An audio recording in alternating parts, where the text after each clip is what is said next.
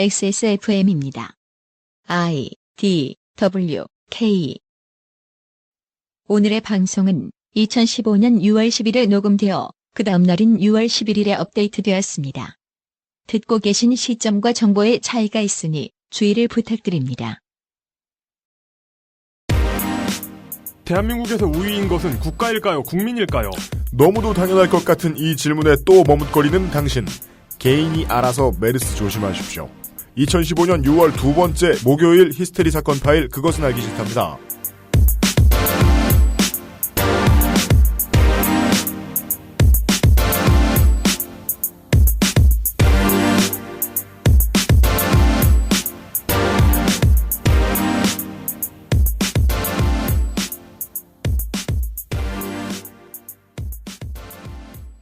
이쯤 돼서 뉴스 하나 느리게 다시 읊어볼까 합니다.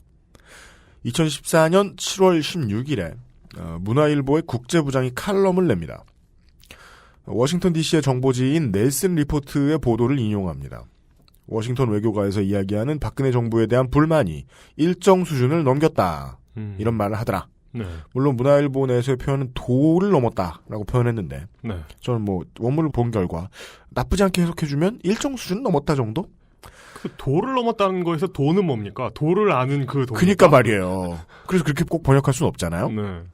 박근혜 정부의 외교안보팀이 지적 수준이 낮고 전략적으로 세련미가 떨어지며 미성숙하다, immature 이런 단어를 넣어서 평가를 했다는 거죠. 대충 이렇게 딱 느낌이 저는 잠깐 우리 출국 수속의 제왕 그래버 윤창중 씨도 떠오르고요. 예. 여간에 동북아 외교에 있어서 북핵을 해결하자고 말은 하고 핵 문제 빼놓고 동북아 평화 협력을 이야기하고 한반도 신뢰 프로세스를 계속 말하는데 북한과의 채널 만드는 일은 잘 못하거나 거의 못하고 말도 행동도 앞뒤가 안 맞으니까 이번 한국의 행정부는 임기 내에 사고만 안 쳤으면 좋겠다라는 말을 미국의 전 외교 관료에게서 문화일보의 국제부장이 들었다고 그래서 써놓은 칼럼이었어요. 미국 정부 더 나아가서 전 세계는 그동안 한국의 외교 능력만 걱정을 했는데 며칠 전부터는 아예 한국의 존재를 걱정해야 되는 상황이 왔습니다. 지구상의 청취자 여러분 한 주 동안 안녕하셨습니까? 미국 질병통제예방센터 지정 여행시 통상적 주의 대상 국가 사우디아라비아에 이은 중동호흡기 증후군 환자 발생 수 세계 2위 국가 그 증가 속도는 최고죠. 메르스의 이름을 코르스로 바꿀 기세에 대한민국 수도 서울의 어느 강가에서 전해드립니다.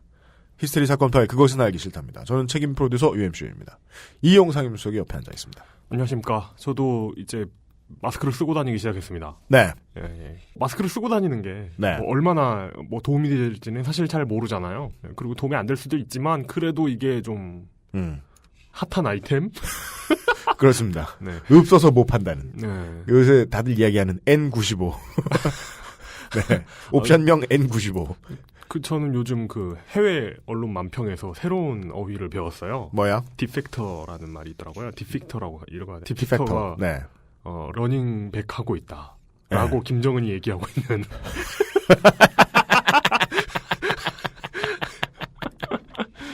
네.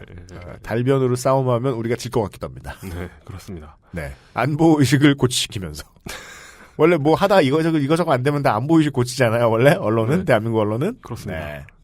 그것은 알기 싫다. 위기의 한가운데 대한민국에서 전해드립니다. 광고를 듣고 돌아와서. 오늘은 메르스 이야기를 할 거예요. 예. 네, 그거 하려고 온 거 아니었습니까, 우리 지금? 그렇습니다. 네. 물론, 많은 사람들이 이야기합니다. 이런 사람들이 걱정을 많이 하는, 실제로 사태가 큰지 아닌지는 모르겠지만 사람들이 걱정을 많이 하는 문제에 있어서 호들갑 떨지 말라고 이야기하는 주장을 하는 사람들이 있고요. 맞는 말도 많아요. 실제 생활에서 참고해야 할 말도 많아요. 넓게 보면 시사 프로그램을 자주 들어서는 안 되는 이유도 그 안에 있습니다. 시사 프로그램을 너무 자주 들으면요. 세상의 모든 문제 탓에서 나를 빼게 돼요. 그래서 그들의 주장도 일리는 있습니다.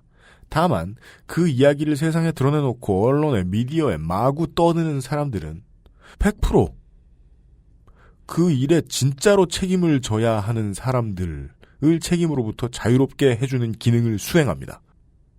쉽게는 하수인이라고 부르죠. 네. 예. 혼낼 수 있는 권리는 국민밖에 없잖아요. 그렇습니다. 국민더러 혼내지 말라고 하는 소리. 이번 주엔 별로 하고 싶지 않습니다. 관련된 이야기 광고 듣고 나눠보죠.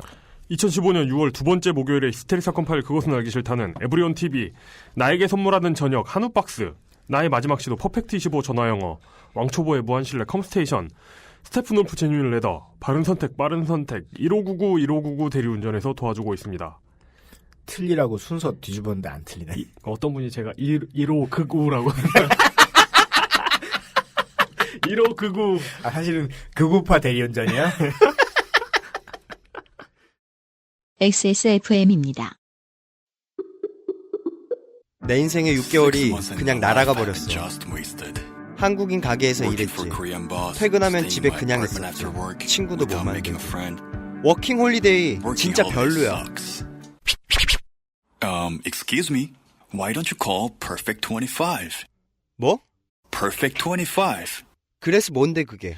Perfect 25 English phone call service. 이거 말하는 거야? perfect25.com? Oh, you got it right. 바른 선택, 바른 선택.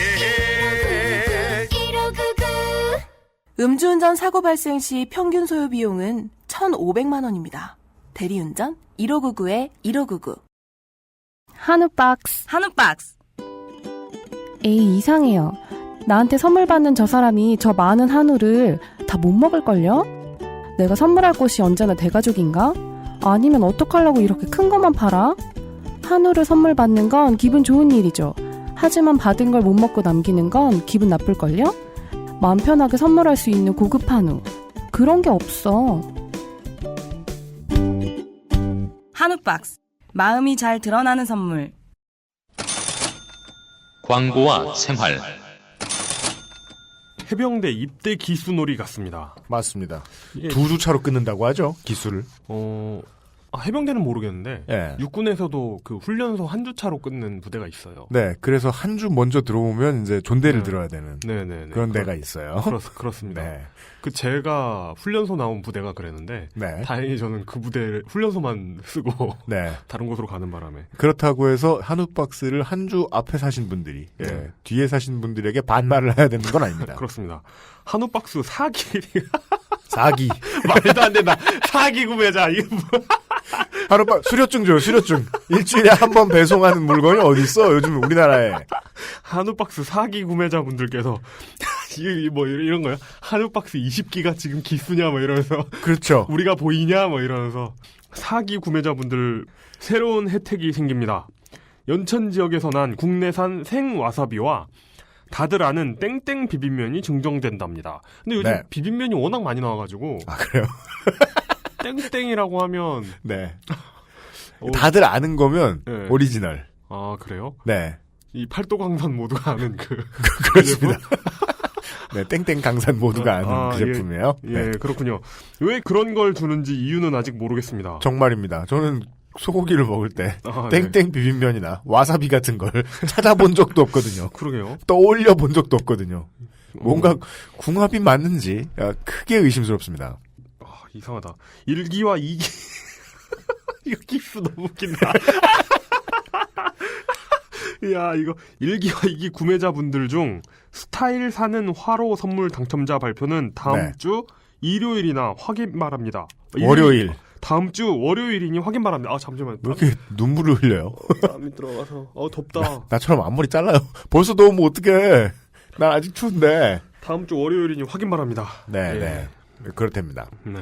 예. 고기에 대해서 얘기들을 많이 해 주셨는데 지금은 믿으면 안 돼요. 왜냐면 경품을 걸어놨는데 누가 비난하겠습니까? 아, 그렇죠. 근데 예. 경품이 좀 생뚱맞긴 하네요. 아니 화로 말이야 화로 일단. 화로는 예. 화로는 괜찮죠. 예. 네, 하여간 화로가 걸려 있는데 어떤 분이 합리적인 비난을 하겠느냐. 그래서 조금 더 기다려보고 네. 충분히 비판도 들어있는 모집단이 생겼을 때 다시 한번 하루박스에다 이렇게 해달라 저렇게 해달라. 고기가 테스트베드라는 게 아니에요. 고기를 실험하는 게 아니에요. 그 소비자에게. 다만 제품은 테스트베드 상태라고 보셔도 좋아요. 그러니까 일주일밖에 배송을 안 하죠. 일주일에 한 번밖에. 그게 무슨 말이죠? 그러니까 고기가 제품이잖아요, 여기는. 고긴 괜찮아. 다만 다른 것들도 많잖아요. 간장게장은 가끔 이제 한 0. 몇 프로 정도 박스가 깨지는 경우가 있었으니까 박스 교체했잖아요. 그죠. 그 얘기 많이 들으면서. 예, 네. 이것도 마찬가지. 청취자 여러분들이 이렇게 해달라 저렇게 해달라 자꾸 얘기하시면 교체될 수 있는 게 많을 것 같아요. 네. 그래서 지금 의견을 막 모으고 있습니다. 네. 예. 아직 진보할 여지가 남아있다. 일단 저는 와사비는 아니다라고 본다. 그냥 먹으라는 소리예요? 간장에 와사비 해가지고 소요? 그 회 아닌가? 그죠. 그 회인데? 근데 회부위가 나오는 건 아닌 것 같아. 네, 그런 예. 것 같습니다. 예. 어려워요. 네. 나중에 또 되게 무식한 소리 듣는 거 아니에요? 그게 맛있는 건데 막 이러면서? 그렇죠. 예. 우리 미식 의견가 예. 물뚱 미식님께서 미식하며 네. 저희를 혼내시겠죠. 네. 조곤조곤하게. 저희는 정말 모르겠다. 하여간 그걸 준댄다. 그렇습니다. 예.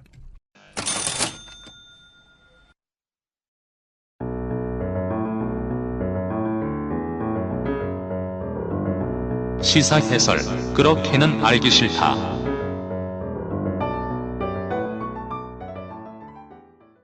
오랜만에 시사해설 시간입니다. 대단히 복잡한 레토릭을 가지고 준비해드린 게 아닙니다. 간만에. 그럴 여유도 없고요. 그럴 수 있는 소재도 아니고요. 네, 뭘 알아야죠. 일단 그렇기도 하고요. 네. 개인적으로 거의 개인적인 이유로 제가 만약에 메르스와 관련해서 의사분을 만나서 네. 얘기를 좀 들어야겠다 라고 생각할 때 누굴 찾아가지? 라는 생각을 했을 때 제가 통풍 때문에 만났던 많은 내과 의사 선생님들이 생각났습니다. 동네의 아저씨들은 흔히 그런 생각을 하곤 합니다. 저 의사 선생님은 날 싫어하는 것 같아. 귀찮아하죠. 왜 아저씨들은 그런 생각 안 하잖아요. 노동 조건이 열악해서라든가. 그러니까 뒤에 숨겨진 이야기들 생각을 안 하잖아요. 네. 포괄수가제가 똑바로 개혁이 되지 않는다거나 이런 걸 환장 생각합니까? 네. 내 말을 좀 잘 들어줬으면 내 질문을 좀 잘 대답해 주셨으면. 그 시골 보건소에서 그 할머니 할아버지들 사이에서 뭐 영리로 소문난 의사 만나보면 네. 되게 이렇게 아들처럼 잘해주시거든요. 아 진짜요? 네. 시골에 안 살아봤으니 그런 걸 모르잖아. 예. 네, 근데 그런 의사 선생님들이 지금 안 그러실 거예요. 아 그래요? 예. 네, 힘들잖아요. 개업이들 다 나갔다 오잖아요. 그래서 스튜디오에 모셔다 놓고 네. 정말로 그냥 국민의 한 사람으로서 제가 궁금한 걸 여쭤볼 만한 의사분을 모시자면 어떤 분을 배우면 될까? 그게 물뚝심송은 아니다. 그러니까요. 최소한. 네. 그건 진짜 청취자에 대한 예의가 아니다. 그래서 TV를 틀자마자 네. 종편에서 보인 얼굴. 저분! 그렇게 선택이 된 거였군요. 네. 그래서 커리어를 뒤져보니 왠지 당장 하시는 일이 특별히 없을 것 같다. 그래서 모신 흉부외과 전문의 미디어에서는 전 의사협회장으로 예. 잘 알려진 노한규 박사께서 XSFM 청취자 여러분들을 뵙기 위해 스튜디오에 나와 있습니다.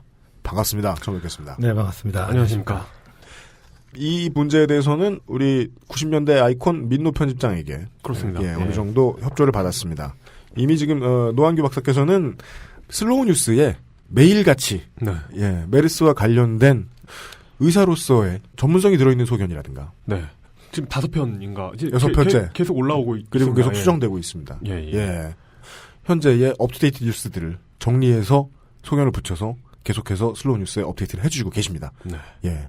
그것을 읽다가 환자는 글자로 잘 위로받는 경향이 없습니다. 말을 들어야 돼요. 그렇습니다. 예. 그래서 이 이야기를 가능한 한 직접 청해 듣고 싶어서 이 자리에 모셨습니다. 저희들은 지금 여러분들, 청취자 여러분들을 뵙고 있는 시간은 6월 11일 오후인데요. 제가 이제 최대한 빨리 편집을 끝내고 업데이트를 해볼 수 있도록 애는 쓰겠습니다만은 메르스는 매일같이 지금 대한민국에서 꾸물꾸물 요동치고 있습니다.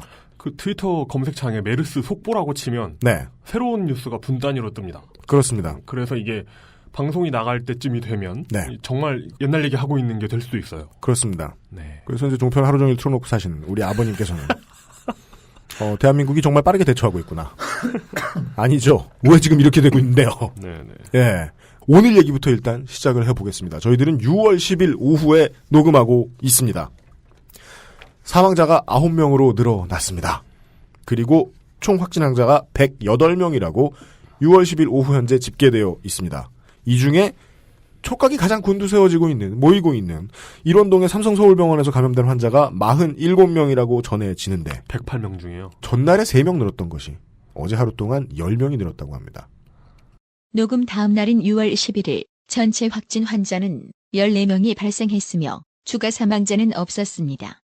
삼성 서울병원에서 누출, 감염된 사례는 그중 8명입니다. 슬로우뉴스에 있는 기사들도 이 문제에 대해서 궁금하신 분들은 참고하시고요. 영기 박사님께 일단 최근 문제부터 여쭙겠습니다. 의사 선생님들은 걱정을 좀 하지 않아도 되는 부분들을 걱정하지 않아도 좋다라고 말씀을 해주실 의무도 있잖아요. 다만 그렇죠. 이 메르스의 확장세가 줄어드는 것 같다라는 소견을 저는 웹상의 지면을 통해서 봤던 것 같은데 삼성서울병원에는 확진 환자가 갑자기 또 늘어났습니다. 어떻게 봐야 되겠습니까? 죄송합니다. 제가 목소리 원래 굉장히 좋은데 그거부터 계속 신경 쓰고 계셨군요. 네. 네.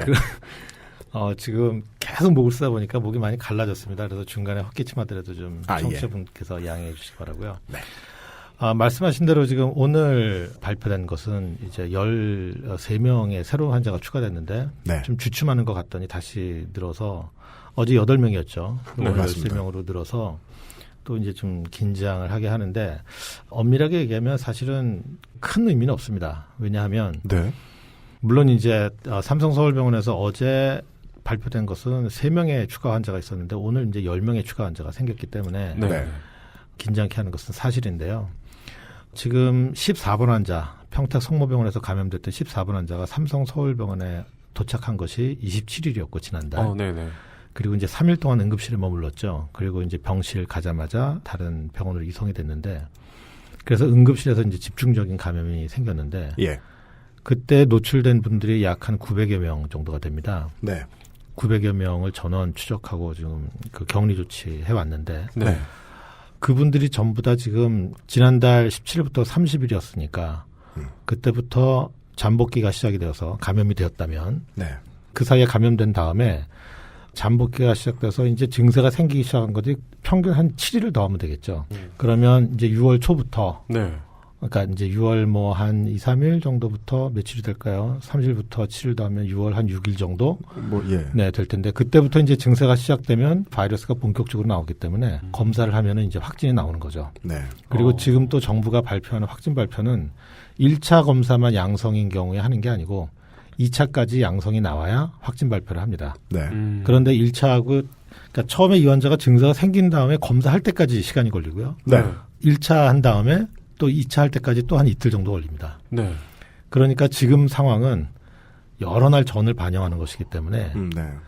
삼성 서울병원에서 새로운 확진자가 나오는 것이 아니라 기존에 감염됐던 분들 중에 예. 확진자가 나오는 것이기 때문에 즉 지금부터 한 열흘 전 상황을 반영하는 거니까 이게 실시간 반영이 아니라는 것. 네. 그래서 이제 너무 크게 이것을 걱정할 필요는 없는데 하지만 어제처럼 적은 숫자가 나오다가 이렇게 또 늘어난 건 어쨌든 좋은 건 아니죠. 더욱이 한 900여 명 노출된 사람 중에 지금 말씀하신 것처럼 47명이 나왔다면 네.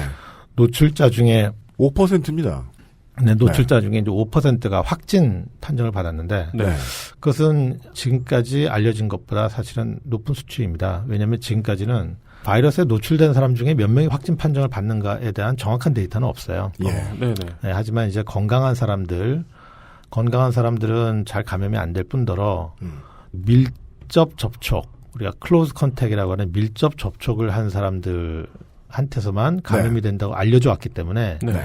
물론 응급실에 있으면서 바이러스를 막 퍼뜨리긴 했지만 삼성서울병원의 응급실이 이제 넓은 곳이고 뭐 옥 외는 아니지만 거의 개방된 곳으로 볼 수가 있고 또 많은 사람들이 이제 잠깐 접촉을 한 사람들도 많은데 그 중에서 이렇게 40명 넘게 감염이 됐다고 하는 것이 생각보다 전파력, 감염력이 높고 더군다나 그 퍼뜨린 사람이 2차 감염자잖아요. 그죠. 네. 예. 그래서 이제 3차 감염자가 다수 발생한 건데 우리나라에 이 바이러스가 들어오기 전에 예. 우리는 처음 들어왔으니까 모르죠. 우리는 잘 모르고 우리나라에 들어오기 전에 중동을 중심으로 일어났던 이 메르스 바이러스 감염 그것이 어떻게 경과를 거쳤는지 네. 우리가 이걸 바이러스의 행동이라는 표현을 씁니다. 네. 영어로 비헤이비어라는 behavior. 말을 많이 쓰는데 그 바이러스의 비헤이비어가 어땠는지는 우리는 모르고 중동에서 그랬던 것을 미뤄 짐작할 수밖에 없는데 네. 그게 이제 뭐 WHO라든지 특히 미국 내 질병뿐 아니라 전 세계에 일어나는 모든 질병에 관심이 가장 많은 네. 미국의 질병관리센터 홈페이지에 나와 있는 CDC요. 네. 네. 그리고 여기저기에 이제 의학적인 지식들을 모아놓은 전문 사이트에서 우리가 정보를 얻을 수밖에 없는데 네. 거기에 나와 있는 정보들과 사뭇 다른 양상을 보이는 거죠. 네. 우리나라에서. 한국에 들어왔을 네. 때. 지금의 환자 발생 같은 게 그러니까 지금 현 시점이 아니라 며칠 전, 길게는 열흘까지 전에 어떤 추세를 반영한다고 했을 때 네. 이게 어찌 보면 지금 환자가 늘어나는 게 아니다라는 그 어떤 긍정적인 것으로 받아들일 수도 있지만 어떤 그럼 현 시점에서는 어떻게 전파되고 있는지 모르는 거 아니냐. 그렇죠. 그럼 그것도 아니냐. 일주일 뒤에 알 수 있는 것이냐? 네. 이런 예. 불안이 있을 수 있을 것 맞습니다. 같습니다. 이게 지금 긍정의 시그널도 아니고요. 네네. 부정의 예. 시그널도 아니고 두 가지가 다 있는 거죠. 그 가장 궁금해 하실 만한 순서들을 여쭙겠습니다. 그런 말씀해 주셨어요. 감염자 사망률이 알려진 바에 의하면 35에서 40%다. 네. 기저질환이 있는 사람들 가운데서만, 즉 그 전에 앓던 네. 병이 네. 좀 중한이라고 볼까요? 그 중에서 사망자가 나온다. 그리고 클로즈 컨택트에 의해서 전파가 된다.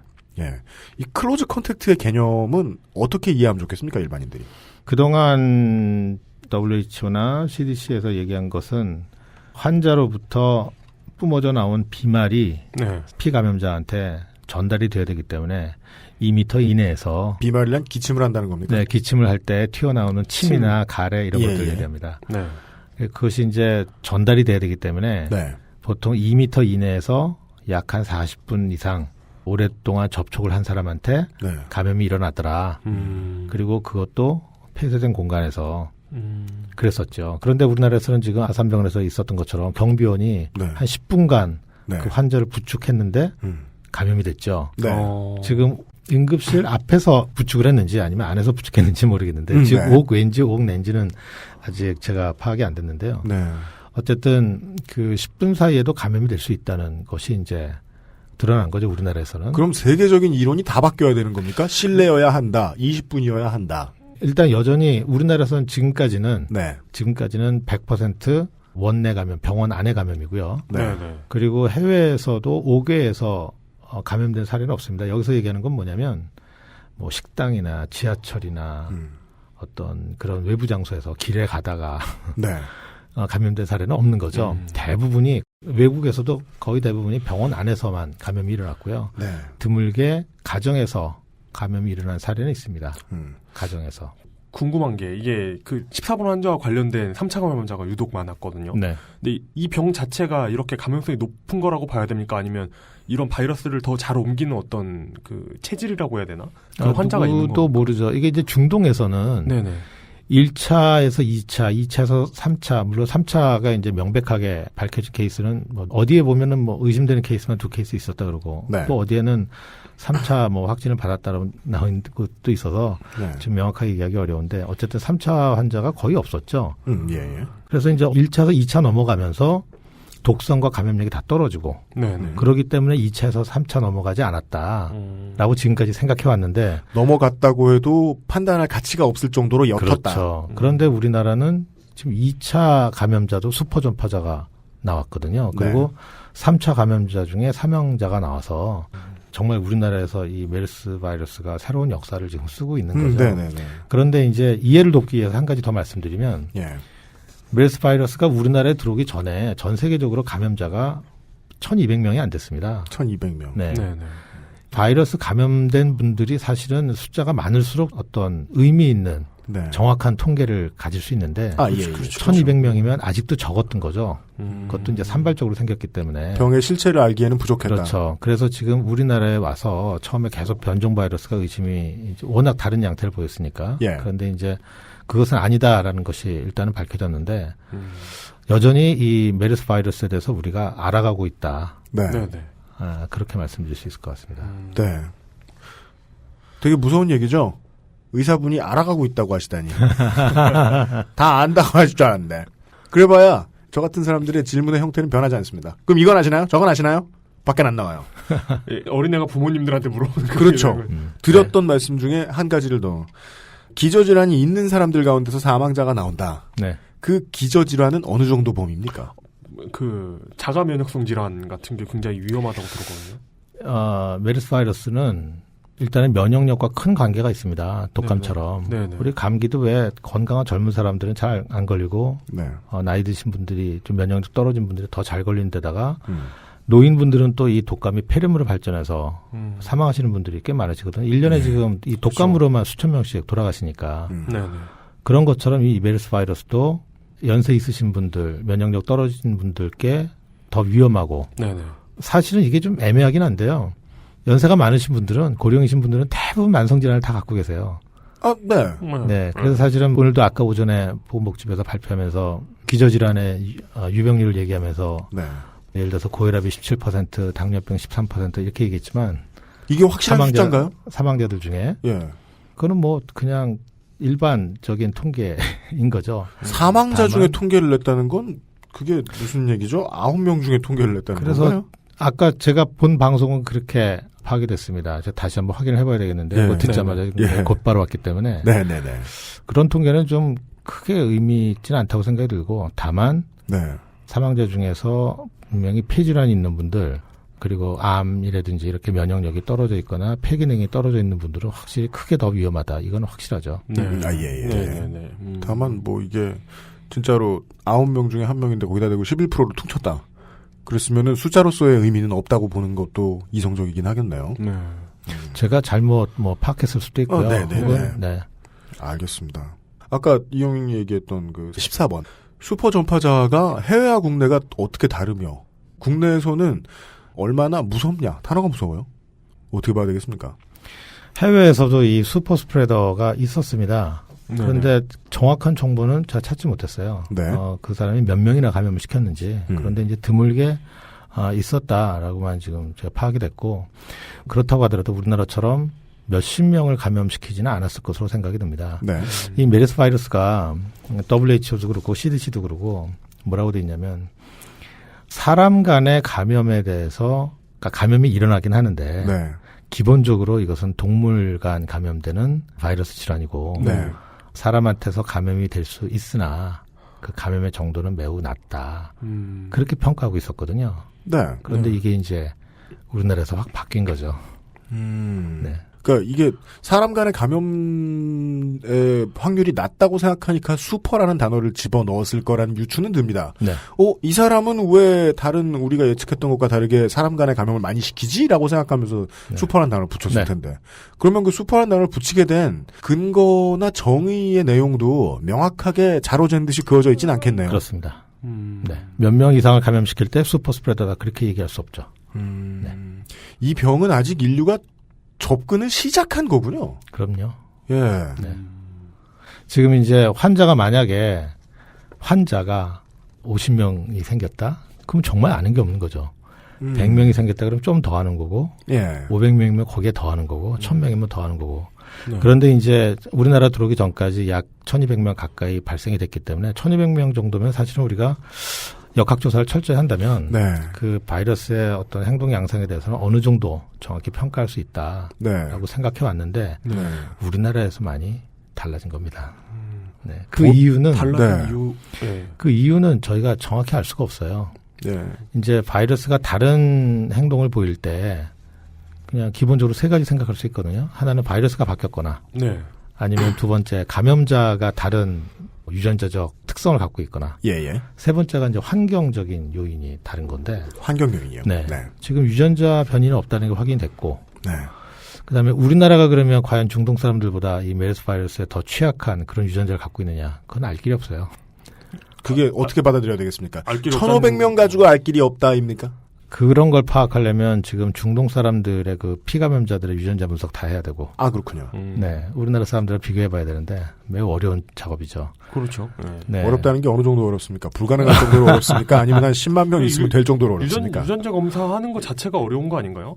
뭐 요즘 간단하게 유전자 검사를 하는 기업들도 있고 한데 제가 이 부분은 잘 모르겠습니다. 네. 제가 이렇게 들었던 이거 좀 궁금하다 했던 게 네. 찾아보니까 바이러스가 사우디에서 돌았던 거하고 99.82%인가? 그 정도가 일치한다고 하더라고요. 네. 근데 어느 정도까지 달라야 이걸 변종 바이러스라고 할 수 있는 걸까요? 저도 잘 몰라요. 근데 이제 몰라요. 세 번째쯤. 저는 네. 심장 전공이니까. 네. 잘못됐습니다. 전문 학자들에 따르면 지금 중국에서도 공식적으로 우리나라에서 유행한 이 메르스 바이러스 이 유전자 분석을 했더니 중동 국가 다르지 않았다라고 우리나라보다 먼저 발표했어요. 네. 우리나라에서 건너간 환자 한 명 있지 않습니까? 그 사람을 부지런히 아주 부지런히 조사를 해가지고 우리나라보다 먼저 발표하고. 네. 중국이 빠른 겁니까? 우리가 느린 겁니까? 둘 다입니다. 예. 네, 아주 굉장히 창피한 이야기고요. 네네. 네. 우리는 환자가 지금 그 당시에도 벌써 수십 명이고. 그렇죠. 예. 그랬을 때 사망자도 생기고 그랬을 때도 이제 늦었는데 중국이 먼저 발표하고 그 다음에 우리나라가 발표했죠. 전문가들이 얘기하기를 바이러스 변이는 없다. 그런데 일부는 그것으로 단정하기는 어렵지 않느냐라고 의문을 제기하는 분도 계세요. 이것도 이제 흉부외과 전문의께 여쭤볼 질문인지 모르겠습니다만 치료제를 개발하거나 아니면은 수술하는 메서드를 개발하는 데 있어서 임상 실험에 충분한 숫자를 보통 어느 정도로 잡습니까? 여쭤보고 싶은 거는 우리나라에서 상당히 큰 모집단이 나와서 우리나라 발로 메르스에 대한 치료가 개발될 정도. 일단은 다른 나라보다는 예. 지금 대상이 많아져서 안 그래도 오늘 아침 방송에서 동아일보 논설위원께서 그런 얘기 하시더라고요. 우리가 이제 빨리 메르스 바이러스에 대한 백신을 만들어야 되지 않겠느냐. 제약회사가 지금 다들 한국으로 날아오고 있다. 그런데 그 백신과 치료제 개발이 결코 만만하지가 않습니다. 예. 치료제도 어렵고 사실은 백신도 어렵고요. 기간도 오래 걸리고 그 비용 문제도 있고 그다음에 말씀하신 대로 어떤 대상의 그런 문제도 있는데 일단은 이 바이러스라고 하는 것은 변이가 잦아요. 지금 예를 들어서 바이러스가 유행을 해서 그것을 이제 대응하는 백신을 만들었는데 그 다음에 바이러스가 또 슬쩍 바뀌어버리면 백신을 또 거기에 맞게 또 바꿔야 되거든요. 기본적으로 그런 백신 개발에 이제 어려움들이 있는 거고 그 다음에 몇 명이나 모집단을 대상으로 해야 되느냐. 이것은 숫자를 가지고 할 일은 아니고요. 그냥 통계학적으로 의미 있는 숫자가 나오기만 하면 됩니다. 그 모형에 따라 다르죠. 어떻게 설계하느냐에 따라서. 그래서 그 대상이 적게는 수백 명이 될 수도 있고 1,000명 넘어갈 수도 있고 그렇죠. 딜레마가 이거군요. 최대한 많은 숫자가 나오기 전에 막아야 하는데 그러자면 정보 없이 막아야 한다. 정보가 없다 보면 생기는 게 보통 소문입니다. 공포. 우리 어머니 아버지들, 우리 철없는 어르신들이 스마트폰 쥐어주면 카톡에서 자꾸 나쁜 얘기 듣고 비뚤어지잖아요. 이 철없는 어르신들이란 얘기 왠지 정동영 전 의원의 어떤 전철을 밟은 것 같은. 자식된 입장에서 걱정해요. 자꾸 카톡 보고 비뚤어지면 어떡하나. 우리 부모님이. 그러니까 우리 부모님 번호는 어떻게 알고 그런 게 있는 건가요? 교회 갔지. 우리 부모님 교회 안 다니는데. 손 붙잡혀서 가끔 가. 모르겠네. 그런 데서 흔히 떠도는 이야기들을 오늘 가능하면 최대한 많이 여쭤보겠습니다. 실제 메르스 환자는 엄청나게 많다는 소문이 있습니다. 이거 어떻게 받아들여야 됩니까? 아주 명확하게 말씀을 드려서 그건 사실이 아닙니다. 그런가요? 네, 명확하게 말씀드려서. 어폐가 있습니까? 제가 일단 방송에서 지금까지 한 번도 하지 않은 이야기가 있어요. 이 자리에서 처음 말씀드리는 건데 일부 의사들과 학자들 사이에서는 정말 이번에 메르스가 처음 들어온 거냐. 그런 얘기가 있어요. 왜냐하면 가정을 해봅시다. 이번에 이제 평택 성모병원에서 1번 환자가 삼성 서울병원으로 갔죠. 삼성 서울병원에서 의사가 그 환자 진료를 맡은 의사가 메르스가 의심이 돼서 질병관리본부에 연락을 했죠. 그때는 질병관리본부만 검사를 할 때였기 때문에 그 대학병원에는 검사할 수 있는 장치가 없었어요. 그 이제 시약이 없었는데 그래서 검사를 해달라. 질병관리본부에서 거절했죠. 2번이나 거절했죠. 그죠. 네. 이게 정상적인 겁니까? 질병관리 매우 비정상적이죠. 어디 아프냐 묻고 아프면 가라.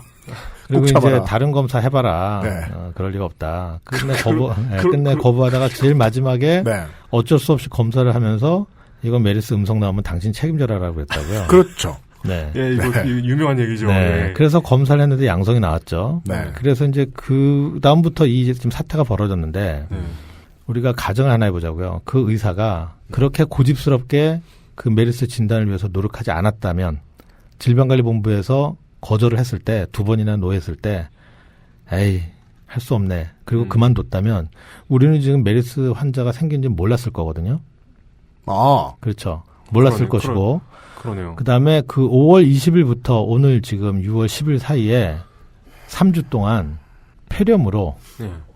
다들 이제 폐렴인 줄 알았겠죠. 폐렴 그 급성 호흡 부전으로 네. 9분이 사망을 했을 거고. 그렇죠. 맞는 진료인 오진으로. 네. 그리고 네. 많은 분들은 그냥 감기를 앓았던 걸로 생각하고 야, 이번 감기 독하더라 이렇게. 그렇죠. 열나고 그냥 지나갔을 거예요. 네.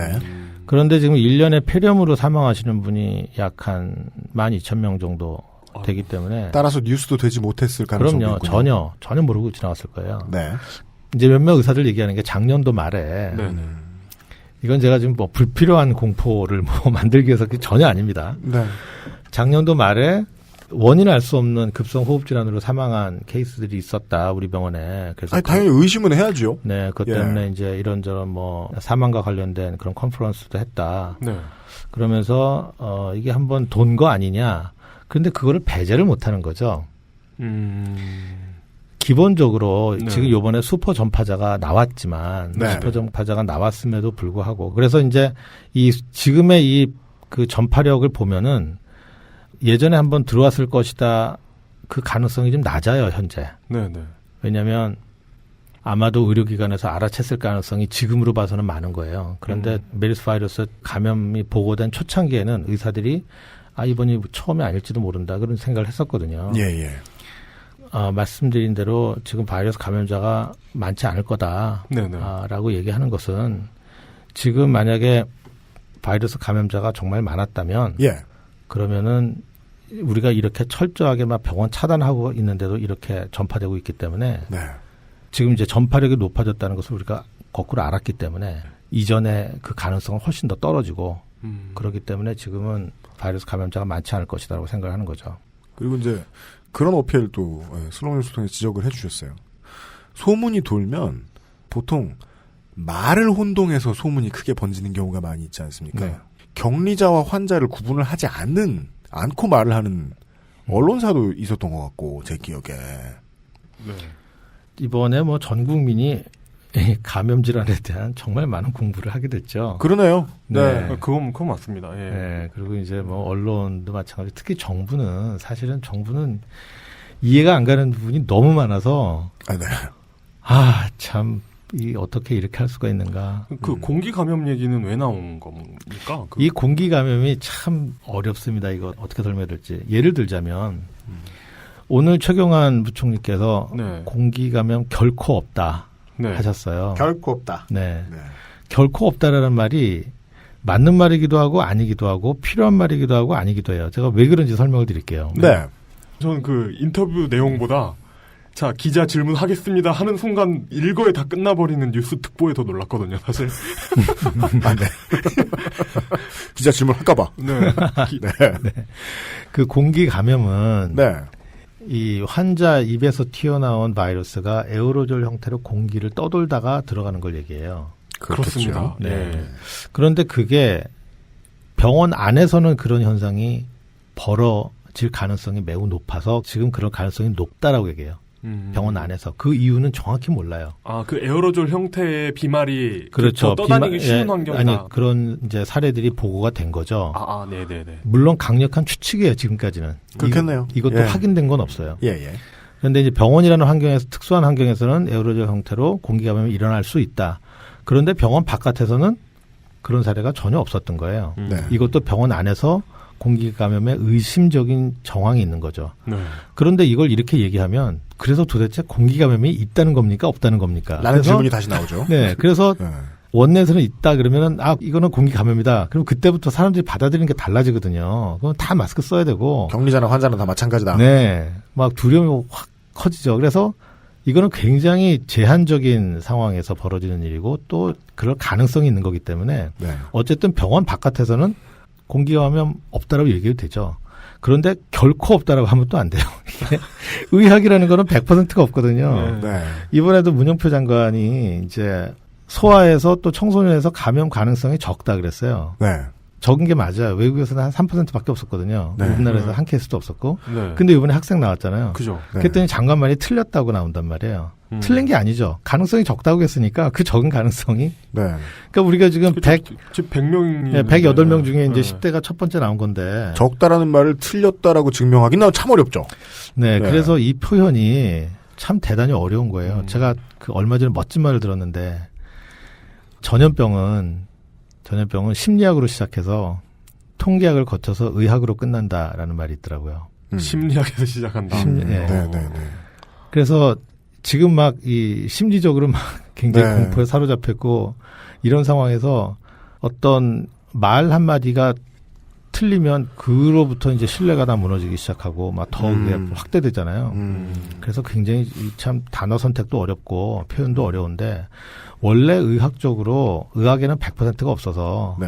우리는 항상 가능성이 높다 낮다 그렇죠. 매우 높다 매우 네. 적다 극히 낮다 이런 표현을 할 수밖에 없거든요. 네, 그렇죠. 네. 근데 그것을 들으시는 분들이 좀 그대로 잘 이해해 주시면 좋은데 네.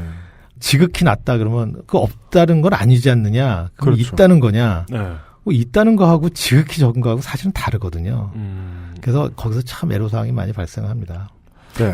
제가 말을 길게 했지만 네네네. 결론적으로 짧게 말씀드리면 병원 바깥에서 메르스 바이러스 환자를 만나서 그 환자한테서 뭐 길에서 지하철에서 감염될 확률은 오늘 나가서 벼락 맞을 확률보다 적은 건 사실이에요.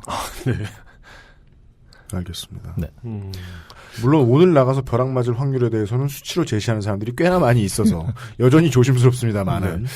근데 그 얼마 전에 임산부 환자가 네. 1차에서 양성을 받고 2차에서 음성을 받은 일이 있었잖아요. 네. 근데 왜 그게 뉴스가 되는 겁니까? 임산부에게 감염됐다는 게 왜 다른 일반 환자들보다 더 큰 뉴스가 되는 거죠? 정서적으로 네네. 이 임산부는 다음날 재검을 통해 양성으로 확인되어 6월 11일 현재 확진자로 분류되고 있습니다. 그러니까 지금 누구든지 메르스 바이러스 감염될 수 있죠. 네네. 1살부터 99세까지. 다만 이제 아기들은 감염될 가능성이 훨씬 더 적은데 네. 그러니까 임산부도 감염될 수 있죠. 네. 그런데 이제 임산부가 감염되면 두 생명이니까 특히 이제 하나의 생명은 태어나지도 않은 태아니까 네. 그러니까 이제 사람들이 정서적으로 더 많이 걱정하고 우려하고 많은 분들이 또 지금 아기를 갖고 있을 거 아니에요. 그렇죠. 그분들의 우려가 이제 더 커질 수 있다는 네네. 그런 점에서 큰 관심을 갖는 거죠. 또 이런 소문이 있었습니다. 영양 보충제를 먹여놔야 면역 활성화에 도움이 된다. 이거 왠지 무슨 아무 상관도 없어 보이는 얘기. 이거 메추리 키울 때 상당히 많이 듣는 얘기인데. 그게 이제 맞기도 하고 틀리기도 한데요. 메추리. 영양이 많이 부족한 분한테 영양 보충제를 주면 당연히 도움이 되죠. 그러겠죠. 네. 사실 당연한 얘기입니다. 이게 왜 되게 중요한 열쇠인 것처럼 돌아다니는지 이해하기가 좀 어려웠어요. 거기다 특정 상품명까지 넣어서 돌아다니더라고요. 그니까 말이에요. 아, 진짜요? 예. 뉴땡땡 블라블라. 예. 그 특정 상품 또 있어요. 특정 상품 이름 제가 최대한 얘기 안 하고 설명해 볼게요. 코 밑에. 흔히, 오늘은 페트롤륨 젤이라고 부르는.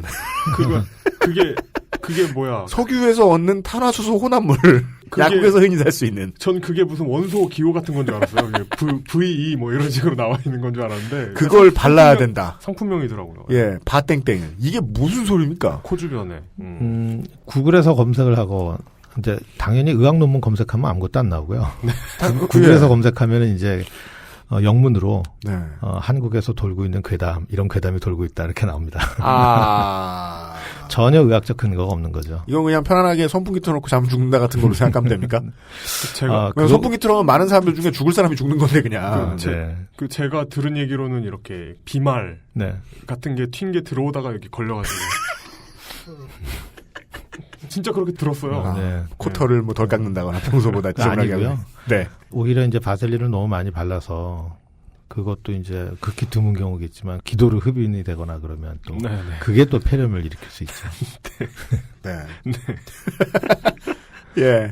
소문과 관련된 것들 환자나 동네 주치의 찾는 마음으로 몇 가지들 여쭤봤고요.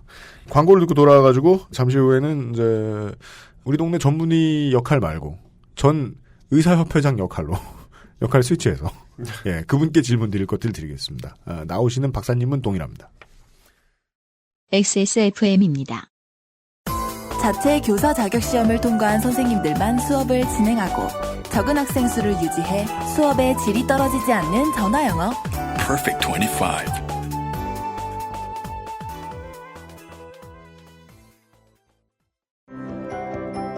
모든 걸 정리해뒀지만 뭔가 아쉬운 그녀의 다이어리. 스테픈 울프 컬러 다이어리. 지갑이 비싸다고 자랑하는 그의 말이 설득력 없어 보인다면 스테픈 울프 클립 포켓. Steppenwolf Genuine Leather. 컴스테이션은 조용한 형제들과 함께합니다.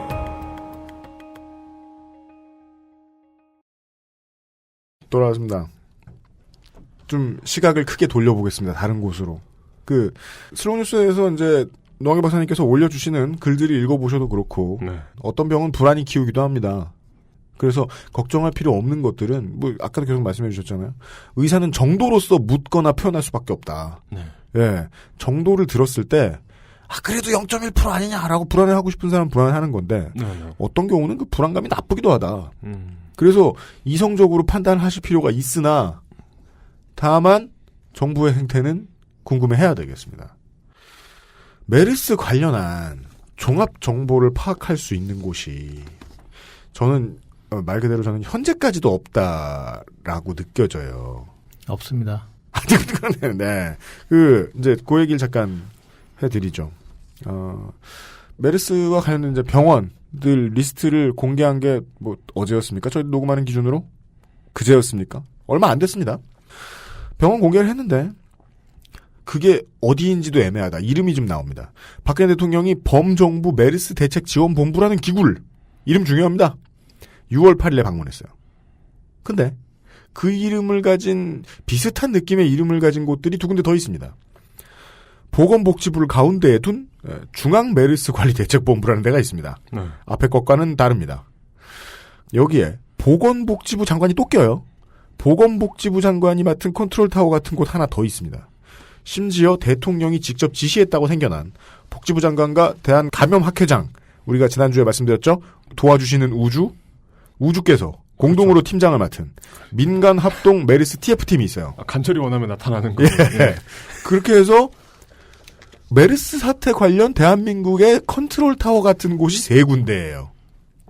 그럼 여기들 중에서 혹은 뭐 다른 보건복지부 수준으로 일선 의사들한테 뭔가 하나 더 있지 않나요? 이번에 민간 더 생겼습니까? 네. 트렌드에 맞춰서 계속 민간 대응팀이 또 생겨서 토탈 4개입니다. 지금. 오 마이. 지금 일선 의사들 직접 불안해하시는 환자들을 뵈야 하는 의사분들한테 뭔가 지시라든지 공문 비스무리한 거 오고 있어야 되는 거 아닙니까? 없죠. 아직도요? 네. 그런 건 공문도 없고 공문 비슷한 것도 없고. 그러니까 예를 들어 중국처럼 우리보다 빠른 원래 평소 속도라는 게 이제 개념상으로만 존재하는데 중국은 빠르고 한국은 느리고 뭐 다른 건 몰라도 이런 부분에 있어서 중국이 더 빨랐잖아요. 네. 중국 같은 나라에서는 어떻게 합니까? 이렇게 어디서 내려옵니까? 중국은 위생부에서 내려오죠. 중앙관에서. 네. 일사불란하게. 그럼 우리도 원래는 보건복지부에서 내려와야 되는 거 아닙니까? 참 어이가 없습니다. 제가 한 가지 말씀드릴게요. 네.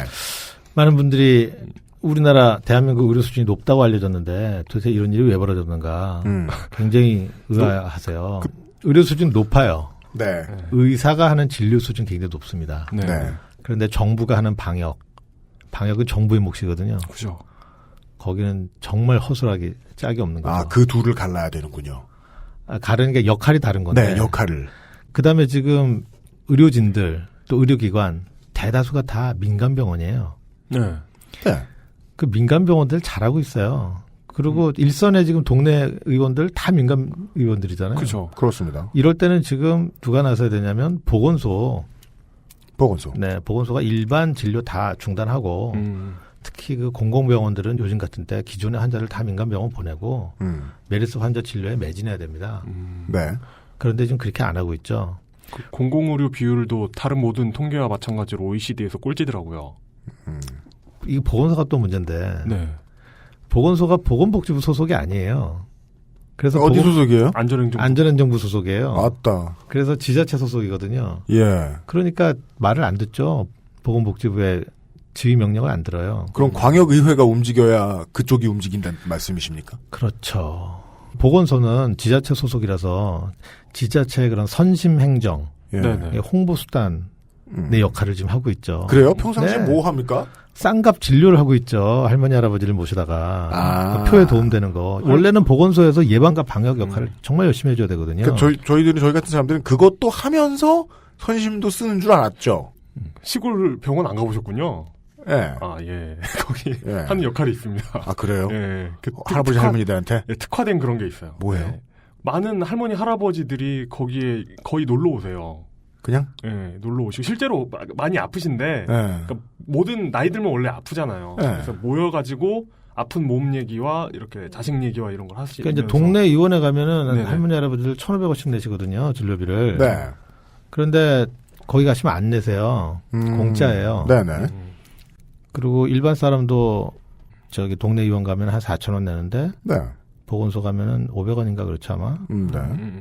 그리고 이제 덤핑도 많이 하고. 그러니까 이제 이 민간 의료기관하고 경쟁하고. 그러니까 이제 의료기관의 의사들은 동네 의원의 의사들은 지금같이 이런 상황이 벌어지면 보건소가 제 역할을 안 하고 동네 의원한테 미루고. 그리고 평상시는 또 경쟁하고. 그러니까 뿔이 나 있는 거예요. 평시에 하는 일이 중복돼 있을 때는 불만이 있어도 밖으로 얘기하기 좀 어려운 상황이다가 보건소가 제 역할을 해야 할 때는 체질이 이상해지는 바람에 갑자기 대응을 잘 못한다. 몸이 안 풀려 있다. 그렇죠. 원인이 뭘까요? 일단 안행부 말씀 주셨고요. 네. 그런 제도적인 게 일단은 가장 큰 문제고요. 그리고 지금 보건소 소장들이 예전에는 의사들이 했는데 지금은 의사가 아닌 데가 굉장히 많아요. 아, 그래요? 네. 그럼 누구세요? 그냥 거기 행정하시던 분들이 올라가서 소장을 하시는 거예요. 왜냐하면 그 지자체에서 구청장이든지 그 도지사라든지 뭐 그런 분들이 다루기가 행정직을 하시던 분들이 훨씬 더 쉽거든요. 그러니까 그런 분들을 선호해요. 의사는 까탈스럽죠. 뭐. 아, 행정 편의에 맞다. 그렇죠. 행정직이 내부 승진해버리고 의사 선생님이 안 들어오시는 게. 아하. 일단 보건소의 역할 하나를 지적을 해 주셨고, 미국 정부의 에볼라 바이러스 관련 대응을 국내 이번 상황하고 비교를 하셨던데요. 글을 보니까. 아, 참 멋지다는 생각했어요. 미국이 그런 부분에서. 미국의 대처가. 다른 것보다 뭐 일사불란한 이런 준비 대처 그것도 부러웠지만 지도자들이 정치 지도자들이 그럴 때 정말 멋진 모습을 좀 보여줬다고 생각해요. 오바마 대통령도 에볼라에서 그 감염에서 벗어난 간호사를 백악관으로 불러다가 껴안아주고 또 뉴욕의 드블라조 시장도 에볼라 감염된 의사가 잠복기에 다녀갔던 식당 가서 밥 먹고 자기 부인하고 같이 그러면서 이제 위험이 없다는 걸 알리고 더군다나 처음에 그 의사가 진단됐을 때 곧바로 환자 상태와 병원 이름 다 공개하고 그리고 바로 시민들한테 협조 요청을 했죠. 담화문을 발표해서 그리고 위험이 없다. 환자와 함께 지하철을 탄다고 하더라도 뭐 그런 감염 위험도 없고 그러니까 신뢰가 가는 거죠. 그럼에도 불구하고 이제 미국도 물론 그 피어볼라라고 해갖고 뭐 에볼라에 대한 공포심이 크긴 했지만 우리나라처럼 이렇게 막 전 사회 패닉 현상이 벌어지진 않았죠. 말씀해 주신 대로 심리학이 시작해서 통계학이 받고 의학이 끝내는 거라 지금 대한민국의 메르스는 의학까지 다가오려면 좀 먼 것 같기도 한데 아직도 의학이 온전히 떠한 아직도 심리학의 문제잖아요. 그래서 제가 통계학으로 좀 넘기기 위해서 그 결핵 이야기를 이제 꺼냈던 건데요. 우리가 지금 굉장히 이 두려움이 많지만 메르스에 대한 두려움을 갖고 있지만 한 해에 지금 결핵으로는 2,000명 넘게 사망하고 그건 치료제도 있는데 그리고 공기 전파도 되는데 맞습니다. 물론 이제 이게 이런 결핵이 지금 생겼다, 지금 들어왔다 그러면은 또 많이 공포스러울 거예요. 근데 이제 워낙 오래됐고 또 감염자 대비 사망자의 퍼센티지는 메르스보다 적어요. 그렇지만 우리가 위험도라는 걸 어떻게 계산해야 되냐면 사망률 곱하기 그다음에 전염력이거든요. 전염병에 대해선. 그렇죠. 사망률이 높아도 전염이 안 되면 크게 위험한 게 아니고 즉 사망률이 높고 전파력 낮은 거나 사망률이 낮고 전파력이 높은 거나 사실은 전체적인 위험도로 본다면 비슷한 거죠. 근데 우리는 특별히 사망률이 높은 것에 대해서 굉장히 좀 집중하는 경향이 있어요. 왜냐하면 너도 나도 다 감염되면 좀 덜 억울하죠. 근데 그렇죠. 누군가가 콕 집어서 그 사람이 사망할 수 있다 그러면 사실 두려움이 더 큰 건 사실이에요. 하지만 우리가 통계를 좀 대비를 해서 도입을 해서 이 결핵 통계를 하고 좀 비교를 한다면 그러면 이 메르스에 대해서 너무 큰 공포를 가질 필요가 없다라는 것이죠. 우리나라 정부의 문제는 그 민경국 청와대 대변인이 이런 얘기를 했습니다. 뭐라고요? 3일에 이미 대통령께서 병원을 공개해라, 병원명을. 왜 그걸 그렇게 강조해야 됐을까요? 라고 얘기했는데 그렇다면 그 며칠간 뭐 했냐. 지시는 3일에 있었는데 왜 그때 아무것도 안 했냐고 했더니 대답이 이거였습니다. 일반적으로 지시사항이 있으면 말씀 끝나자마자 발표할 상황은 아니다. 발표에 따른 여러 가지 상황을 미리 예상해서 그에 대한 준비를 하는데 시간이 필요했다고 보면 될 것. 그러니까 시간이 필요했다도 아니고 시간이 필요했다고 보면 될 것이라고 이야기합니다. 제발 서로 다른 문장 좀 그만 붙여넣었으면 좋겠어요. 그리고 이제 대통령의 화법으로 모두가 얘기하는. 그리고 이렇게 여러 가지 상황을 미리 예상해서 그에 대한 준비를 하는 시간 동안에 청와대가 했던 가장 확실한 그 두드러진 행동은 청와대 온도계에 다는 거였죠. 그 얘기. 6월 8일 날 이제 청와대 정례 브리핑하면서 민경욱 대변인이 했던 얘기인데 기자들이 질문을 시작하기 전에 대변인이 처음에 딱 할 말이 있어요. 가끔 가다 보면 기자 질문 시작 전에 기자들이 뭘 묻기 전에 말을 하는 게 다른 건 다 마음대로 까도 되는데 이 말만은 들어줘 라는 뜻이거든요. 민경욱 대변인이 말한 내용이 그거였어요. 처음에 그렇게 시작해요. 대통령이 지난 6월 3일에 이런 말씀을 하셨습니다. 이 얘기는 뭐냐? 우리가 준비를 안 한 건 아니다라는 말을 하고 싶은 거죠. 일단 대통령 한 명은 건져주려고 라면서 그때 기억나니? 나는 진심이었어. 뭐 이런 말 한 거예요. 현재의 상황과 대처 방안을 국민들에게 알려야 한다라고 대통령이 말했다는 거예요. 6월 3일에. 그리고 4일이 지나서 정부가 7일에 병원 리스트를 공개한 건 대통령이 지시했기 때문이다. 발표에 따른 여러 가지 상황을 미리 예상해서 그에 대한 준비를 하는데 시간이 필요했던 거겠죠. 쉽게 국민이 질문하고 싶은 건 그거 아니에요. 왜 4일 뒤에 했냐. 대통령이 시킨 걸. 게다가 대통령이 이 말을 한 다음에 현정택 청와대 정책조정수석이 지금 이 병원들을 공개해라 안 해라가 포인트가 아닐 거다라는 말을 합니다. 그럼 뭐가 포인트? 아니 뭐 짧게 말하면 이거죠. 항명. 대통령은 틀렸음. 이런 얘기. 정확히는 말을 그때 안 들은 게 아니에요. 4일 뒤에 태도가 바뀐 거죠, 이건. 그래야 4일이 지나서 지시를 불이행한 게 앞뒤가 맞는 거예요. 거기에 대한 해명도 분명히 있습니다. 그렇다고 하더라도 병원 명단 공개가 결과적으로 늦어졌다는 평가가 있는데 어떻게 생각하느냐는 질문에 대해서 이렇게 대답합니다. 뭐라고요? 무슨 사건이든지 돌이켜보면 아쉬운 점이 많다. 그건 딸을 시집 보낼 때 엄마가 보통 하는 말이죠? 네, 그렇죠. 말씀드린 거 다 이제 알아들으셨다고 하더라도 청취자분들이. 정부가 이제 첫 확진 환자가 발생하고 감염의 통로가 된 병원을 공개하는데 19일이 걸렸습니다. 이거 어떻게 봐야 되죠? 빠른 겁니까? 늦은 겁니까? 수수께끼예요. 제가 뭐 공중파 방송이 아니니까 말씀드려도 될 것 같아요. 보통 제가 책임지게 되더라고요. 전 질병관리본부장님. 네. 요 바로 전에 신종플루 때. 네. 질병관리본부장 했던 분하고 제가 방송을 계속 같이 나가고 있습니다. 카운터 파트너가 제 이제 학교 1년 선배이기도 하고요. 친하죠. 네. 그래서 제가 이제 이 사태가 벌어지고 나서 초창기에 물어봤어요. 네. 전 질병관리본부장으로서 지금 상황을 어떻게 보느냐. 네. 왜 질병관리본부가 이렇게 하고 있다고 보느냐. 그랬더니 눈을 이렇게 뜨시면서 고개를 잘라잘라 흔들고 정말 모르겠대요. 정말 이해가 안 가고 정말 모르겠대요. 그러니까 전 질병관리본부장께서 현 질병관리본부의 행태에 대해서 이렇게 얘기하는 건 어떤 의미입니까? 얘기한다는 건 일단 그 정도로 생각할 수 있잖아요. 이거 나와도 되나? 나 때보다 나빠졌다.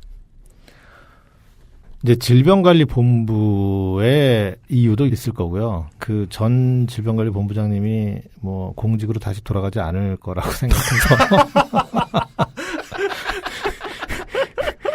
이제 이 얘기를 꺼낸 이유는 그만큼 심각하다는 거죠. 음성이면 책임지셔야 된다. 지금 이제 대학 교수로 돌아가셨는데 그 거기서 정년 퇴임하시기 바랍니다.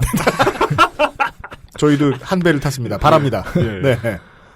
질병관리본부의 이유가 있을 거고요. 네. 또 이제 질병관리본부를 책임지는 그 상위의 책임자들, 책임 기구들의 문제가 또 있겠죠. 예. 우리나라 질병관리본부가 이제 기본적으로 취약한 건 사실이죠. 미국의 이제 CDC하고 비교해서 많이 보도도 됐는데. 네.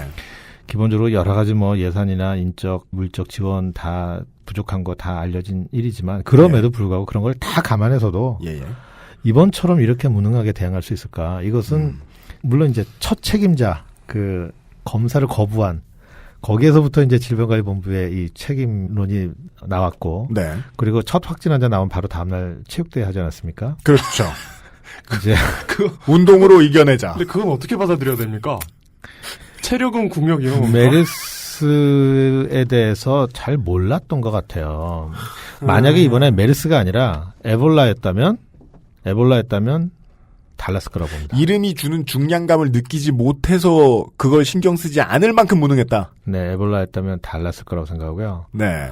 그리고 계속 지금 현황판 얘기하셨는데 저도 매일 현황판 얘기하거든요. 네. 현황판이 지금 20일째 되는 아직까지 오픈 안 했고요. 지금 아마 네? 어쩌면 내일쯤 지금 웹사이트가 네. me르스.go.kr 사이트가 모르겠어요. 오늘 밤에 오픈한다는 건지 내일 오픈한다는 건지 모르겠는데 하여튼 오픈이 되면 그때 이제 현황판이 나오겠죠. 청취자분들은 결과를 아시겠네요. 네. 6월 11일 현재 me르스.go.kr에서 메르스 발생 현황 공개가 이루어지고 있습니다. 이게 3주가 지나서야 아마 종편 방송을 어떻게 좀 모니터를 하시는지 모르겠는데 네. 항상 뒷북인 거죠. 네. 단 하나라도 이게 뭐 조금 늦는 건 상관이 없어요. 너무 늦으니까 너무 많은 기회를 상실하고 너무 일이 벌어진 다음에 대응하기 힘든 상황까지 네. 정부가 만들어가니까 그게 참 안타깝습니다. 박사님의 말씀을 맞춰보면 심리학적 위기를 자초한 측면이 있군요, 정부가. 그럼요. 정부가 절대적으로. 제가 이 말씀 드려야 되겠어요. 네. 제가 오늘 SNS에 올렸는데 정부가 이번에 메르스처럼 이런 갑자기 새로운 이제 감염병이 생기면 굉장히 국가가 이제 위기 상황에 빠진다. 네.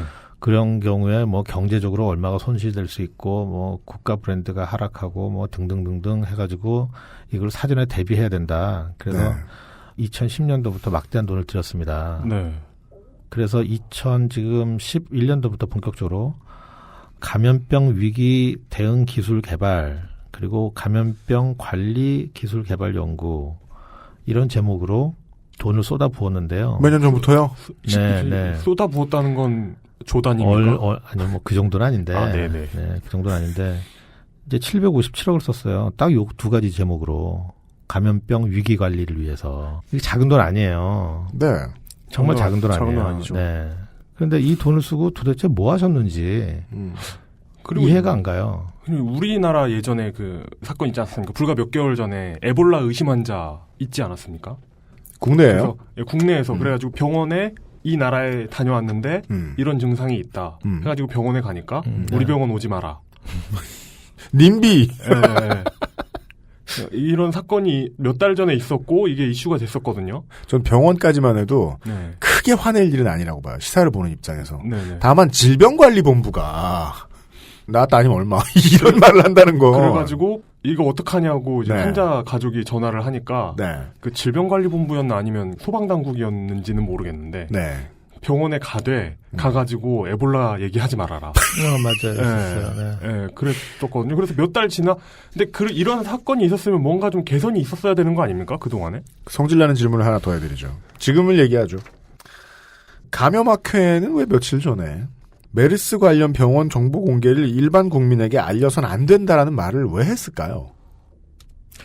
아마 감염학회가 아니고 감염관리학회였을 겁니다. 감염관리학회입니까? 네, 이름이 좀 비슷한데 예, 사실은 인적 구성은 비슷합니다. 왜 했는지 저는 감이 잡히지만 이야기하면 안 되는 겁니까? 예. 그냥 뭐 솔직히 말씀드리겠습니다. 첫 번째는 감염병 관리학회도 그렇고 이 감염학회도 그렇고 일단은 구성원들이 대학 교수님들이시죠. 네. 대형 병원이 폐쇄되거나 아니면 알려져서 알려지게 되면 이제 환자가 급감하죠. 일단 경제적 손해가 굉장히 큽니다. 경영의 타격을 네. 몇 줄 글로 떠드는 거 가지고 내면 쓰겠느냐? 그렇죠. 그래서 그걸 피하고 싶었던 게 첫 번째였을 거라고 생각되고요. 네. 저는 사실은 지금 감염학회 또 감염병 관리학회 책임이 정부하고 어떤 일정 부분 책임 공유를 해야 되지 않는가 네. 하는 생각을 개인적으로 합니다. 네. 그 이유는 지금 정부의 사실은 지금 상황에 있어서 파트너거든요. 전문가로서. 예. 그러면 지금 정부가 초기 대응에 얼마나 많은 잘못을 했습니까? 우리 모두가 다 잘 알고 있는데 그것에 대한 질책까지는 아니더라도 이렇게 가야 한다는 목소리를 누구보다 내야 되는 거죠. 전문가로서. 네. 그런데 감염학회 수장님께서 이제 계속 보건복지부 장관이 발표할 때마다 옆에 아무 말 없이 배석을 하고 초기에 계속 계셨는데 우주는 말이 없죠. 그래서 참 지금 뭐 전문가로서 최선을 다하고 많은 노력을 하고 계신 건 알지만 그 부분에 있어서 좀 명쾌한 설명이 있었으면 좋겠다 하는 거죠. 그래야 전문가로서의 위상도 확립하고 신뢰를 확실하게 받을 수 있다고 생각합니다. 정부는 엉성할 수도 있다. 네. 다만 전문가는 먼저 일반인들보다 몇 배 성질을 냈어야 되는 거 아니냐. 맞아요. 소신껏. 맞아요. 성질까지는 아니더라도 그냥 그런 목소리만 제대로 내서 일반 국민들이 전문가의 목소리를 귀담아 듣고 저 말이 맞지 않느냐. 그래서 정부를 압박할 수 있을 정도라도 목소리를 냈더라면 좀 더 좋았겠다. 그런데 지금 공식적인 기구에서 제가 전 의사협회장을 지냈지만 의사협회도 마찬가지입니다. 의사협회도 굉장히 목소리가 조심스러웠어요. 근데 이해는 합니다. 왜냐하면 왜입니까? 그 외가 전 제일 중요하게 들리네요. 첫 번째는 정부와 의료계와의 어쩔 수 없는 갑을관계, 엄청난 갑을관계. 아마 이 지금 얘기 들으시는 청취자분들은 이해가 안 가실 거예요. 의사만큼 갑질하는 단체가 어디 있느냐. 이런 우월적 위치에 있는. 그런데 전혀 그렇지 않습니다. 왜냐하면 우리나라가 지금 단일 건강보험제도이기 때문에 정부가 공권력을 가진 곳이 보험자라서 저희가 1년에 한 번씩 수가 협상할 때도요. 정부의 제시안을 저희가 받지 않으면 페널티예요. 그래요? 그런 협상이 어디 있어요? 그러니까요. 그런 협상이 근데 존재합니다. 대한민국에 아마 단 하나 존재할 거예요. 한쪽의 파트너가 올해 이만큼 해줄게. 그거를 안 받으면 페널티. 그래서 2012년도 12월에 제가 잠시 대통령 선거를 앞두고 토요 휴진 투쟁을 벌였던 게 바로 그것 때문입니다. 그건 협상이 아니고 협의 아니에요. 저 내용 잘못됐지. 협의가 아니고 통보죠, 그냥. 네네네, 그렇죠. 네. 통보하는 걸 저희는 그냥 완곡하게 협의라고 이야기하고 있어요. 수신 문서에 사인 안 하면 과태료. 그런 것 같은. 지금 대형 병원들 같은 경우에는 대형 병원은 엄청난 취약점을 갖고 있어요. 편법, 불법이 사실은 많죠. 현행 법의 기준에서 정부가 잡으려고 하면. 그러니까 뭐 항상 의리될 수밖에 없어요. 정부에게. 정말 그래서 이제 이 관치 의료를 종식시키자는 말이 계속 나오는 건데 이게 이제 다 대다수 의료기관이 민간 의료기관이지만 94%가 민간 의료기관인데 지금 정부가 민간 의료기관들을 이번에도 드러나듯이 공공의료기관처럼 활용하는 거죠. 그러니까 우리나라가 OECD에서 공공의료의 비율이 그렇게 극단적으로 낮을 수 있는 건 민간 의료 부문을 공공의료로 어찌 보면 활용하는 거죠. 맘대로 활용하고 있기 때문에 가능한 구조라고 할 수 있겠네요. 네. 그다음에 이제 두 번째는 좀 민감한 문제고 제가 SNS 올렸다가 또 의사들의 강력한 항의를 받고 수정을 한 부분인데 이건 뭐 직접적 관련성을 뭐라고 말씀드리기는 어렵겠지만 지금 대학 교수님들이 이제 대학 교수의 임무는 진료가 있고 학생들을 가르치는 교육이 있는데 또 세 번째 굉장히 큰 역할이 연구입니다. 근데 대다수 연구비는 또 정부에서 나와요. 그래서 교수님들이 정부에 밑보이면 연구비 따기 힘듭니다. 답 없다. 네, 이거는 비단 의학 쪽뿐이 아니고 뭐 다른 분야들도 다 마찬가지예요. 그러다 보니 이제 정부에 이렇게 좀 교수직에 있는 분들이 연구비를 받아야 되는 분들이 좀 쓴소리하기는 좀 어렵지 않은가. 그런 현실적 한계가 있지 않은가. 그래서 이렇게 초창기에 정부에게 쓴소리 못하고 어느 정도 정부 입장을 좀 옹호하는 그런 스탠스를 취하게 된 게 아닌가. 그 부분이 많이 아쉽죠. 아마도 뭐 어거지로 마이크 앞에 서셔야 했던 의사 선생님들은 일단은 내 차례가 안 돌아오길 참 많이 바라셨을 것이고 어거지로 동조해주는 말씀을 하셨어야 했을 것이다. 그리고 오늘 민감한 얘기 많이 하네요. 그러니까요. 저한테 고민을 다 던져주신 겁니다. 편집을 해야 되니까.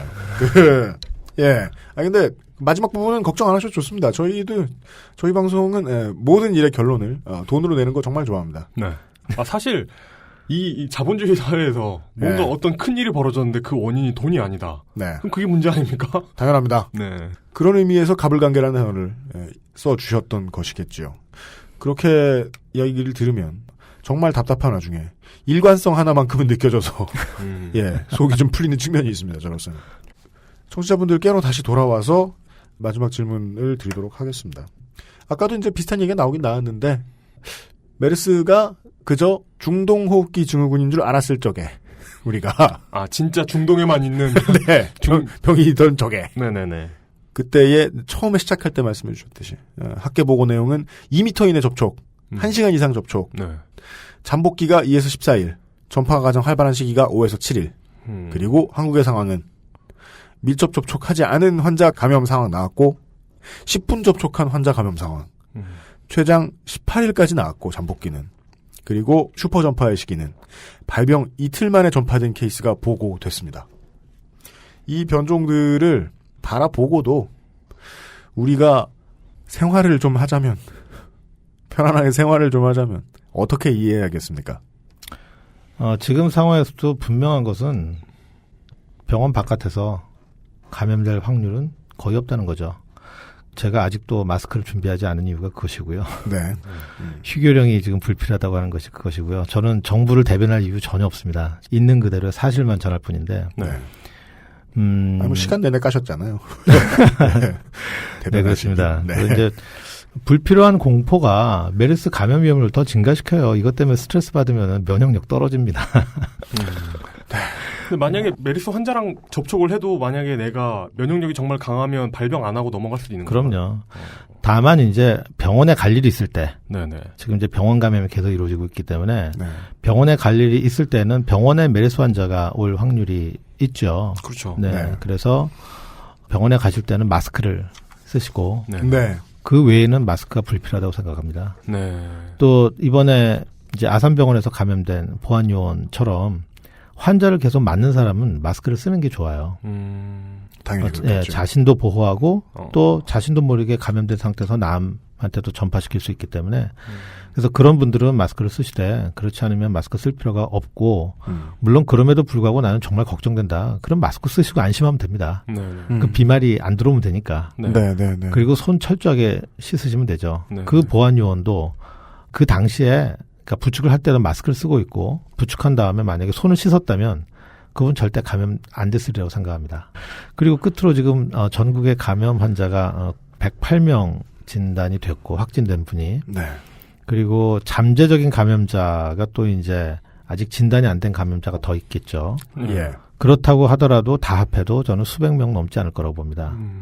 그러면 지금 5천만 명 살고 있는 이 나라에서 내가 맘먹고 내가 메르스에 감염이 좀 한번 돼봐야지 라고 생각해도 어려울 수 있을 것이다. 그런 환자들 만나기가 어렵습니다. 네. 따라서 지금 이 공포가 막 이 사회를 지배하고 뭐 유령 도시가 되어가고 있는. 그다음에 지금 차도 안 막혀요. 네, 차가 안 막혀요. 네. 지난 주말에 간선로가 횡 뚫려 있는 것을 저는 봤습니다. 예. 전 자영업자들이 정말 죽어가고 있는 걸 봤습니다. 네. 우리가 지금 간과하고 있는 게요. 지금 이 메르스가 가져오는 경제적 피해 이거를 굉장히 간과하는데 네. 제가 경제학자가 아니면서도 의학자면서도 지금 경제적 피해에 대해서 말씀드리는 이유가 중국이 사스 국가의 오명을 씻는데 정말 오래 걸렸고 그것이 굉장히 큰 또 경제적 손실을 가져왔거든요, 실제로. 심지어 그 중국 사스가 모티브가 된 영화도 있죠. 컨테이전이라는 영화까지 컨테이전, 나왔죠. 맞아. 그래서 우리나라는 지금 이 높은 의료 수준을 그동안 자랑해 왔고 이제 앞으로의 그 의료 관광 산업 그것을 넘어서라도 그거는 굉장히 여러 산업 중에 작은 분야고요. 지금 우리나라 국가 브랜드 가치 하락을 한 것에 대한 굉장히 장기적인 후유증이 올 거라고 생각해요. 네. 그러니까 그것을 최소화하려면 지금부터 우리 스스로가 공포를 자제해야지만 외국에서 바라보는 공포가 줄어들거든요. 네. 제가 아침에 또 흥미로운 사실 하나를 알았는데 예. 이건 뭐 나중에 편집하셔도 괜찮습니다. 별거 아니니까. 네. 중동에서 이제 휴가철을 맞아서 중동에 나간 우리나라 근로자들이 돌아올 텐데 예. 이 사람들을 이제 입국 금지시켜야 되느냐 뭐 그게 얘기가 나온 거예요. 그래서 제가 아니 메르스 2위 국가인 아랍에미레이트에서 우리나라를 뭐 여행 주의 조치를 줬다고 뭐라고 하면서 그럼 중동에서 오는 관광객들을 다 그럼 출입 금지시킬 거냐. 관광객은 환영하면서 우리 2, 3위 국가끼리. 그러니까요. 그거는 어떻게 보면 관광객이나 제외 국민을 위한 조치인데요. 우리나라 위험하니까 들어오지 말라고? 근데 지금 상황에서 어쨌든 국민들은 바람직하든 바람직하지 않든 간에 두렵단 말이에요. 네. 저만 해도 네, 두렵고. 네, 네. 그런데 이걸 두려워하지 말아라.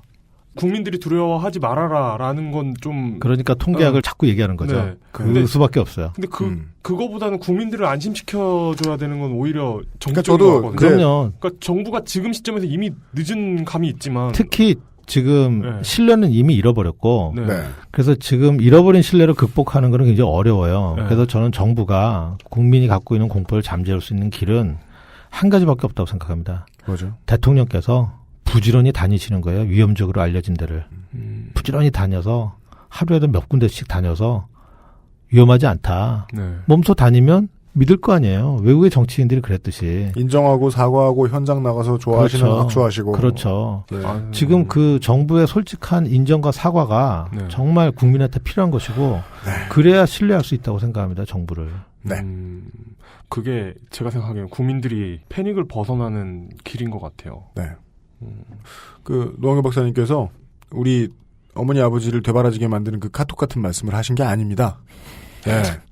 정부가 뭔 짓을 해도 국민이 이성적으로 잘 판단해라. 최종 책임을 국민이 져라. 이 얘기가 아니고요.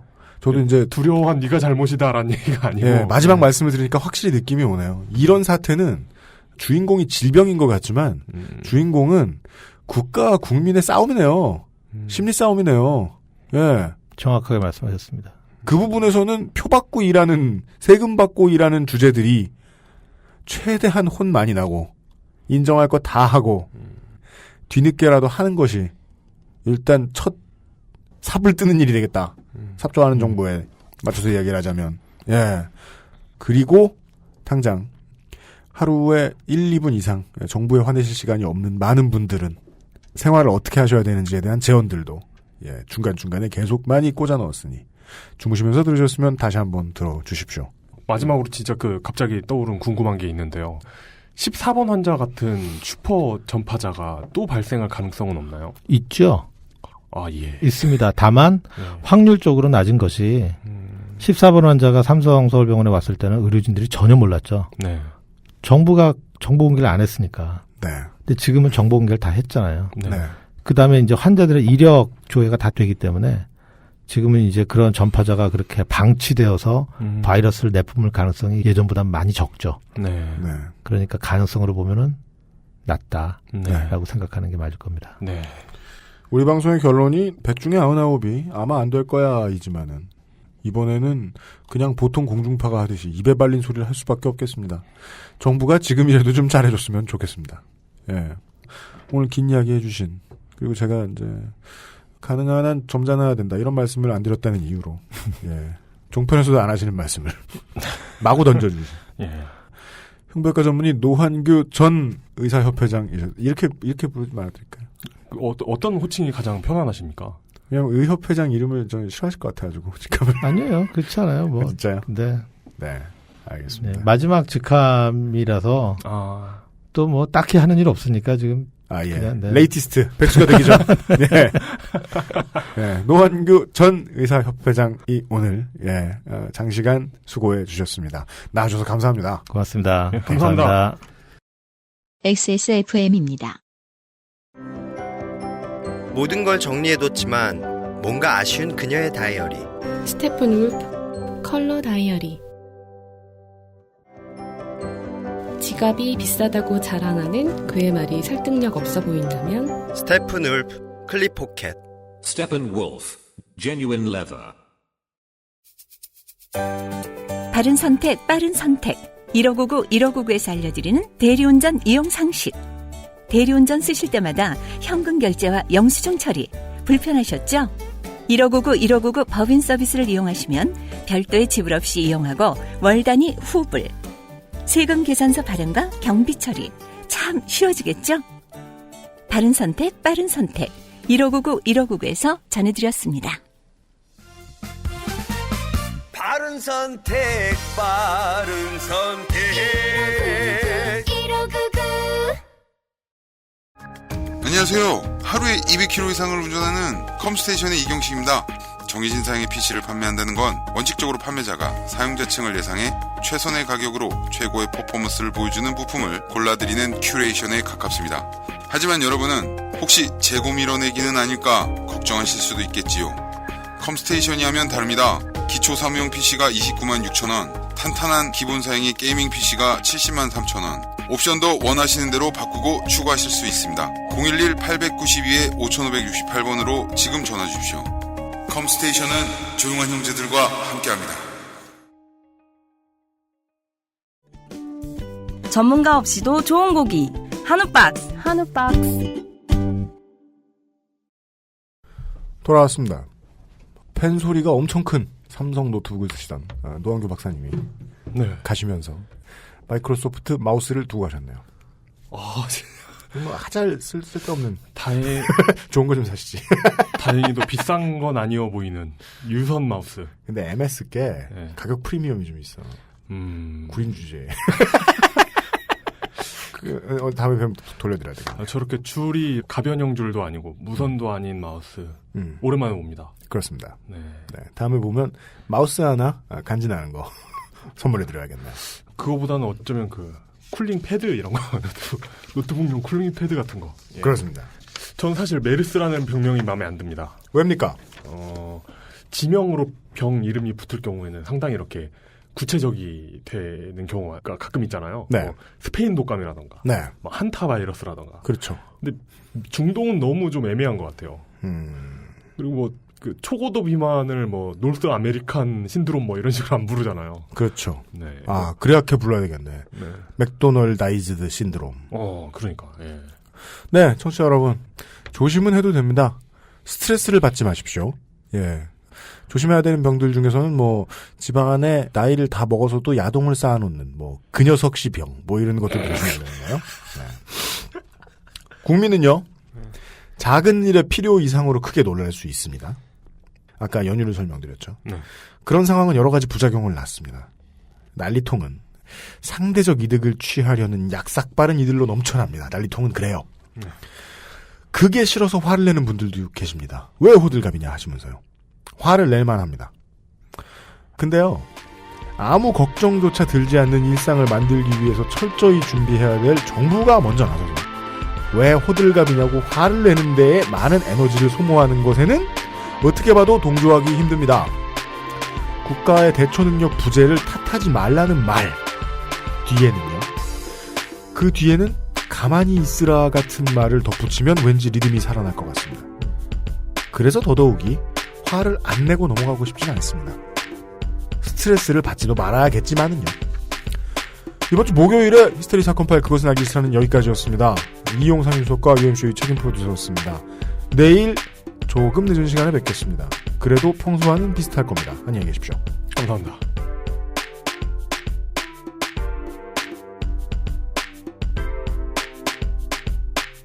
XSFM입니다. I, D, W, K